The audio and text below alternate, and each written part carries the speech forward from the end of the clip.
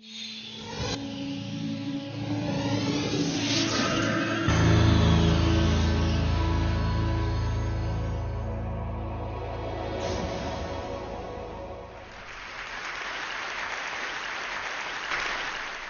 like to take you to another world, and I'd like to share a 45-year-old love story with the poor living on less than $1 a day.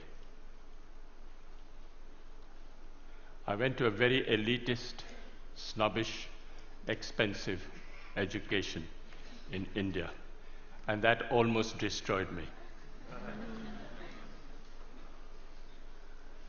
I was all set to be a diplomat, teacher, doctor, all laid out. I don't look it, but I was the Indian national squash champion for 3 years. The whole world was laid out for me. Everything was on my feet. Could do nothing wrong. And then I thought, out of curiosity, I'd like to go and live and work, and just see what a village is like. So in 1965, I went to what was called the worst Bihar famine in India, and I saw starvation, death, people dying of hunger for the first time. Changed my life. Came back home, told my mother, I'd like to live and work in a village. Mother went into a coma. What is this? The whole world is laid out for you, the best jobs are laying out for you, and you want to go and work in a village? I mean, is there something wrong with you? I said, no, I've got the best education, it made me think, and I wanted to give something back in my own way. What do you want to do in a village? No job, no money, no security, no prospect. I said, I want to live and dig wells for 5 years. Dig wells for 5 years? You went to the most expensive school and college in India and you want to dig wells for 5 years? She didn't speak to me for a very long time because she thought I'd let my family down. But then I was exposed to the most extraordinary knowledge and skills that very poor people have, which is never brought into mainstream, which is never identified, respected, applied on a large scale. And I thought I'd start a Barefoot College, college only for the poor. What the poor thought was important would be reflected in the college. Went to this village for the first time. Elders came to me and said, are you running from the police? I said, no. You failed in your exam? I said, no. You didn't get a government job? I said, no. What are you doing here? Why are you here? The educational system in India makes you look at Paris and Delhi and Zurich. What are you doing in this village? Is there something wrong with you you're not telling us? I said, no. I want to actually start a college only for the poor. What the poor thought was important would be reflected in the college. So then they gave me some very sound and profound advice. They said, please, don't bring anyone with a degree and qualification into your college. So it's the only college in India where if you should have a PhD or a master's, you're disqualified to come. You have to be a cop-out or a washout or a dropout to come to our college. You have to work with your hands. You have to have a dignity of labor. You have to show that you have a skill that you can offer to the community and provide a service to the community. So we started the Barefoot College, and we redefined professionalism. Who is a professional? A professional is someone who has a combination of competence, confidence, and belief. A water diviner is a professional. A traditional midwife is a professional. A traditional bone setter is a professional. These are professionals all over the world. You'll find them in any inaccessible village around the world. And we thought that these people should come into mainstream and show that the knowledge and skills that they have is universal. It needs to be used, it needs to be applied, it needs to be shown to the world outside that these knowledge and skills are relevant even today. So the college works following the lifestyle and work style of Mahatma Gandhi. You eat on the floor, you sleep on the floor, you work on the floor. There are no contracts, no written contracts. You can stay with me for 20 years, go tomorrow. And no one can get more than $100 a month. You come for the money, you don't come to Barefoot College. You come for the work and the challenge, you come to the Barefoot College. That is where we want you to try crazy ideas. Whatever idea you have, come and try. Doesn't matter if you fail. Battered, bruised, you start again. It's the only college where the teacher is the learner and the learner is the teacher. And it's the only college where you don't give a certificate. You are certified by the community you serve. You don't need a paper to hang on the wall to show that you are an engineer. So when they said that, they said, well, show us what is possible. What are you doing? This is all mumbo jumbo if you can't show it on the ground. So we built the first Barefoot College in 1986. It was built by 12 barefoot architects who can't read and write. Built on $1.50 a square foot. 150 people lived there, worked there. They got the Aga Khan Award for Architecture in 2002. But then they suspected, they thought there was an architect behind it. I said, yes, they made the blueprints, but the barefoot architects actually constructed the college. We are the only ones who actually returned the award for $50,000 because they didn't believe us and we thought that they were actually casting aspersions on the barefoot architects of Tilonia. I asked a forester, high-powered, paper-qualified expert. I said, what can you build in this place? He had one look at the soil and said, forget it, no way, nothing can work. No water, rocky soil. I was in a bit of a spot, and I said, okay, I'll go to the old man in the village and say, what should I grow in this pot? He looked quietly at me and said, you build this, you put this, and it'll work. This is what it looks like today. Went to the roof, and all the women said, clear out. The men should clear out because we don't want to share this technology with the men. This is waterproofing the roof. It is a bit of jaggery, a bit of urine, and a bit of other things I don't know, but it actually doesn't leak. Since 1986, it hasn't leaked. This technology, the women will not share with the men. It's the only college which is fully solar electrified. All the power comes from the sun. 45 kilowatts of panels on the roof and everything works out of the sun for the next 25 years. So long as the sun shines, I have no problem with power. But the beauty is that it was installed by a priest, a Hindu priest who's only done 8 years of primary schooling. Never been to school, never been to college. He knows more about solar than anyone I know anywhere in the world. Guaranteed. Food, if you come to the Barefoot College, is solar cooked. But the people who fabricated that solar cooker are women. Illiterate women who actually fabricate the most sophisticated solar cooker. It's a parabolic Scheffler solar cooker. Unfortunately, they're almost half German. They're so precise. You'll never find Indian women so precise. Absolutely to the last inch, they can make that cooker. And we have 60 meals twice a day of solar cooking. We have a dentist. She's a grandmother, illiterate, who's a dentist. She actually looks after the teeth of 7,000 children. Barefoot technology. This was 1986, no engineer, no architect thought of it, but we are collecting rainwater from the roofs. Very little water is wasted. All the roofs are connected underground to a 400,000 liter tank, and no water is wasted. If we have 4 years of drought, we still have water in the campus because we collect rainwater. 60% of children don't go to school because they have to look after animals, sheep, goats, domestic chores. So we thought of starting a school at night for the children.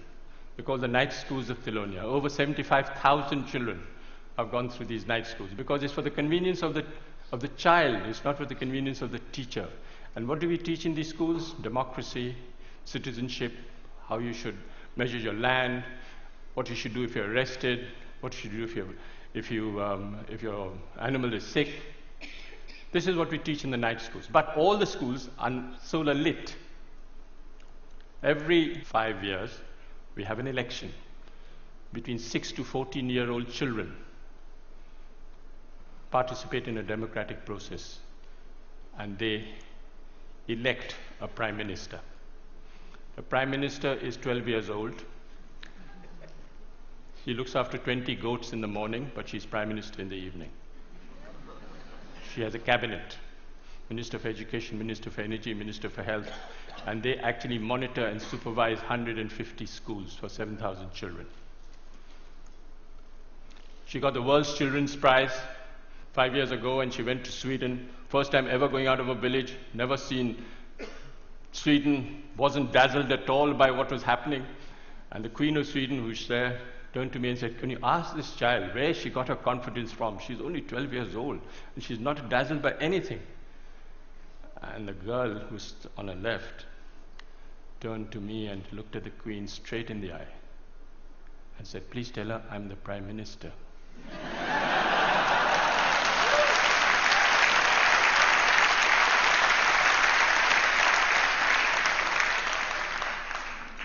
Where this percentage of illiteracy is very high, we use puppetry. Puppet is the way we communicate.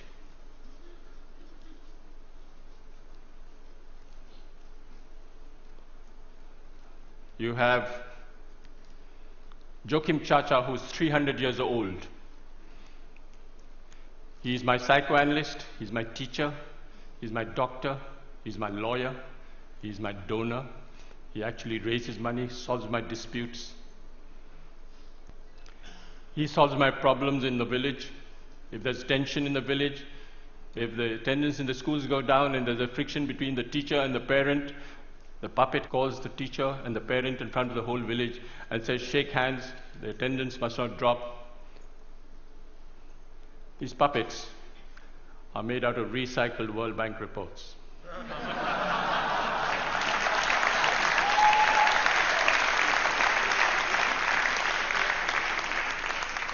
So this decentralized, demystified approach of solar electrifying villages, we've covered all over India, from Ladakh up to Bhutan. All solar electrified villages by people who have been trained. When we went to Ladakh and we asked this woman, at -40 you have to come out of the roof because there's no place, it's all snowed up on both sides. And we asked this woman, what was the benefit you had from solar electricity? And she thought for a minute and said, "It's the first time I can see my husband's face in winter." Went to Afghanistan.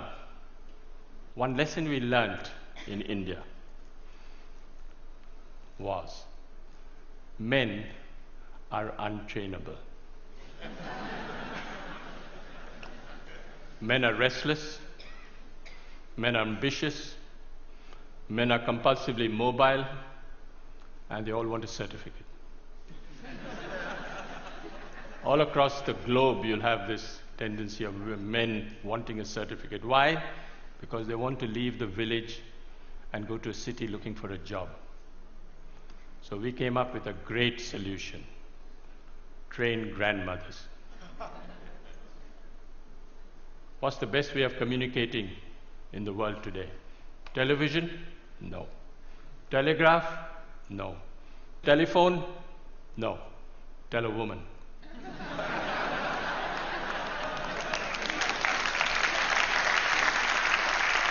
So we went to Afghanistan for the first time.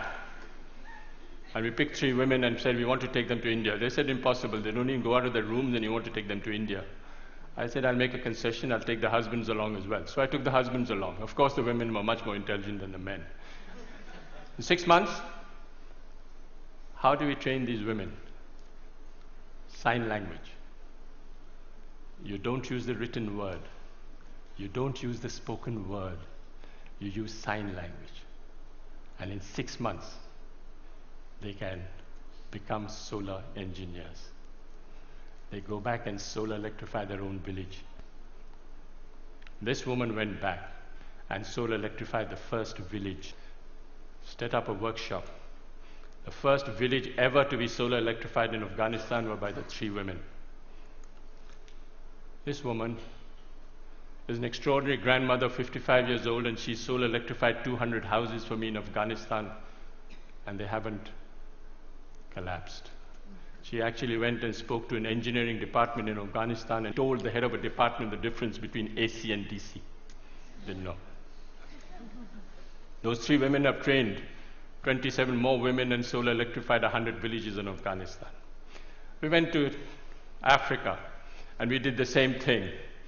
All these women sitting in one table from 8, 9 countries, all chatting to each other, not understanding a word because they're all speaking the different language. But their body language is great. They're speaking to each other and actually becoming solar engineers.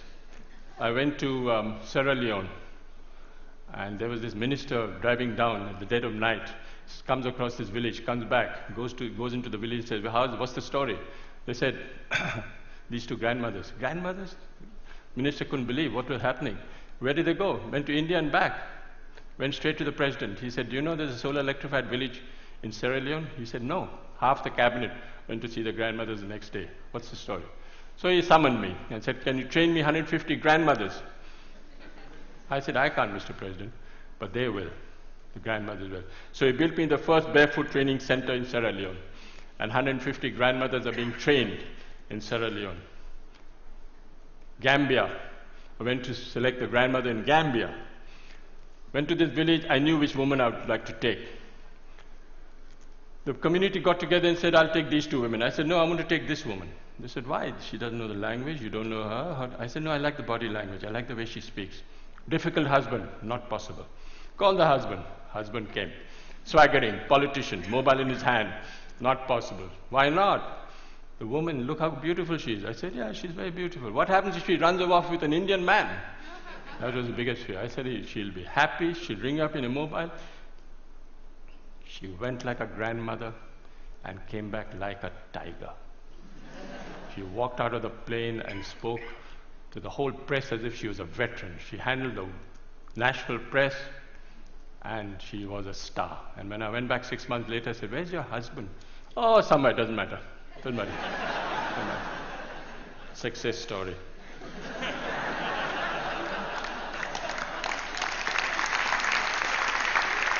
I will just wind up by saying that I think you don't have to look for solutions outside. Look for solutions within and listen to people. They have the solutions in front of you. They're all over the world. Don't even worry. Don't listen to the World Bank. Listen to the people on the ground. They have all the solutions in the world. I'll end with a quotation by Mahatma Gandhi. First they ignore you, then they laugh at you, then they fight you, and then you win. Thank you.